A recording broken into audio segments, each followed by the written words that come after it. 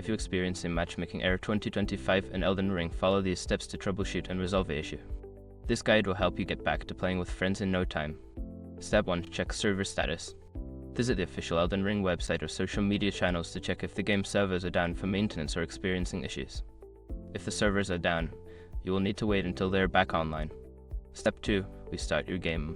Close Elden Ring completely and restart it. This can help refresh your connection to the servers and may resolve temporary glitches causing the matchmaking error. Step 3. Verify game files. If you're playing on PC, use the game launcher, Steam, Epic Games, etc. to verify the integrity of the game files. This process will check for any missing or corrupted files and replace them automatically. Step 4. Check your internet connection. Ensure that your internet connection is stable.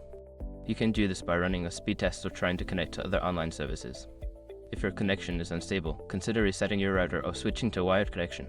Step 5. Adjust firewall and antivirus settings. Sometimes, firewalls or antivirus software can block the game from connecting to the servers. Check your firewall settings to ensure that Elden Ring is allowed through. You may also need to add it to the exceptions list of your antivirus software.